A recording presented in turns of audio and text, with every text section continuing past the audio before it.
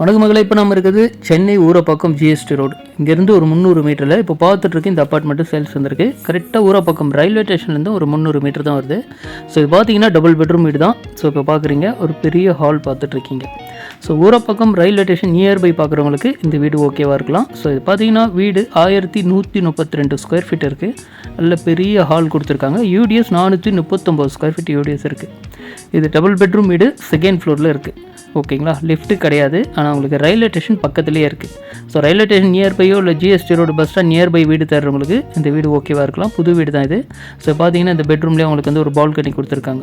So இதுக்கு for square feet rate வந்து 5500 தான் சொல்கிறாங்க, புது வீடு.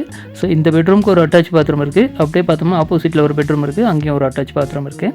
ஸோ கிச்சன்லேயும் ஒரு பால்கனி கொடுத்துருக்காங்க. ஸோ இந்த வீட்டில் ஒரு பெரிய ப்ளஸ் என்னன்னு பார்த்தீங்கன்னா எல்லா பெட்ரூமுக்கும் பால்கனி இருக்குது, கிச்சனுக்கும் பால்கனி கொடுத்துருக்காங்க.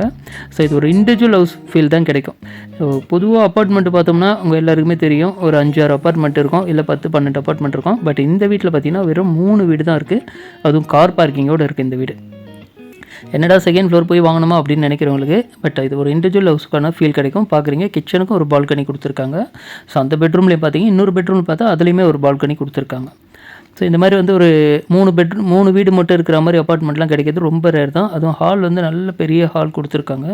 ஸோ இன்ட்ரெஸ்ட்டாக இருக்கவங்க ஸ்க்ரீனில் இருக்க நம்பருக்கு கால் பண்ணுங்கள். So railway station nearby property கிடைக்கிறது ரொம்ப கஷ்டம். அதில் இந்த வீடு கிடச்சிருக்கு. ஸ்டேஷன்லேருந்து வாக்கபிள் டிஸ்டன்ஸ் தான். உங்களுக்கு ஸ்டேஷன் எங்கே இருக்குது அப்படின்றதையும் நான் இப்போ காமிச்சிடறேன் பாருங்கள். இப்போ இந்த பெட்ரூமில் ஒரு அட்டாச் பாத்ரூம் பார்க்குறோம், அதேமாதிரி அந்த பெட்ரூம்லேயும் ஒரு அட்டாச் பாத்ரூம் பார்த்துருப்போம். ஸோ இப்போ பாருங்கள், இந்த பெட்ரூம்லேருந்து அப்படியே உங்களுக்கு வந்து அந்த பக்கம் பால்கனி போனீங்கன்னா அங்கேருந்து உங்களுக்கு ரயில்வே ஸ்டேஷன் எவ்வளோ கிட்ட இருக்குன்னு தெரிஞ்சுக்கலாம். ஸோ இப்போ பார்க்குறோம் இது பால்கனி. இங்கேருந்து பாருங்கள், அந்த வீட்டுக்கு அப்படியே பேக் சைடு தான் உங்களுக்கு ரயில்வே ஸ்டேஷன் அது தெரியுது பார்த்தீங்களா, அதுதான் ஸ்டேஷன். ஸோ ஸ்டேஷன் நியர்பை நீங்கள் வாக்கபிள் டிஸ்டன்ஸில் வரணும், இது வரலாம். அதேமாதிரி ரைட்டில் போனால் ஜிஎஸ்டி ரோடும் ரொம்ப கிட்டே இருக்குது. இது பக்கத்துலேயே பார்த்தீங்கன்னா ஒரு கல்யாண மண்டபம் கூட இருக்குது. ஸோ அந்த கல்யாண மண்டபம் நியர்பை தான் இது. அது இருக்குது பார்த்தீங்களா, இந்த கல்யாண மண்டபம் தான். ஸோ இன்ட்ரெஸ்ட்டாக இருக்கவங்க ஸ்க்ரீனில் இருக்க நம்பருக்கு சொல்லுங்கள். இது டோட்டல் ப்ரைஸ் 60 லட்ச ரூபா வருது.